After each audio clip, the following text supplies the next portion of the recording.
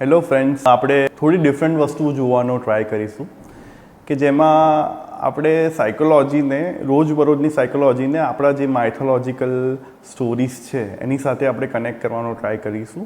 આ એક મારો નવો અપ્રોચ છે. આઈ એમ નોટ શ્યોર કે આ જ વસ્તુ સાચું છે કે નહીં, પણ આ એક મારો પર્સપેક્ટિવ છે જે જાણવું જરૂરી છે. કદાચ તમને બી આમાં કંઈક નવું મળી શકે અને તમે બી આનો કોઈક નવો એંગલ મને શેર કરી શકો છો.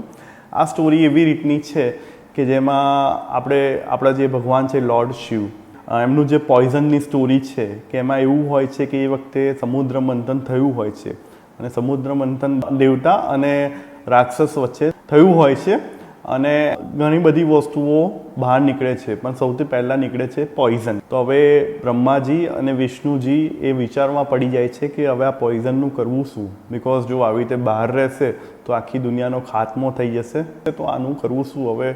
તો વિષ્ણુજી કહે છે કે આ એક જ વ્યક્તિ એવું છે કે જે આપણને હેલ્પ કરી શકે, આમાં બીજું કોઈ વ્યક્તિ નહીં કરી શકે. એટલે એ લોકોને તરત લોર્ડ શિવનું ધ્યાન થાય છે અને એ શિવ ભગવાન પાસે જાય છે અને શિવ ભગવાનને બધી વસ્તુઓની જાણ કરે છે અને કહે છે કે હવે આવી પરિસ્થિતિમાં આપણે શું કરી શકાય. ત્યારે શિવજી બી વિચારે છે કે આમની વાત તો સાચી જ છે કે જો બહાર રહેશે તો દુનિયાનો નાશ થવો જરૂરી છે, તો જેથી કરીને હું એવું કરી શકું કે આ વસ્તુને મારી અંદર લઈ લઉં તો આ પોઈઝન પછી ક્યાંય બહાર ના જાય અને દુનિયા એની રીતે શાંતિથી ચાલી શકે.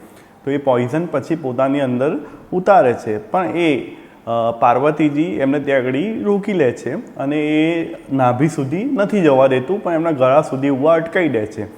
તો હવે આપણને ક્વેશ્ચન એમ થતો હશે કે એવું કેમ કે ભાઈ નાભી સુધી ના જવા દીધું અને ગળા સુધી અટકાઈ દીધું, અને એ પાછળથી નામ બી તમને લોકોને ફેમસ છે જ. એ નામ તો બધાને ખબર જ હશે કે એને નીલકંઠ કહેવાય છે. તો એ બેઝિકલી કદાચ એવું બી એક પોસિબિલિટી હોઈ શકે ને કે એક જો ઝેર અંદર જાત, પોઈઝન અંદર જાત તો એમના એબડોમિનલને, એમની પોતાની સેલ્ફને બી એવું હર્ટ કરત.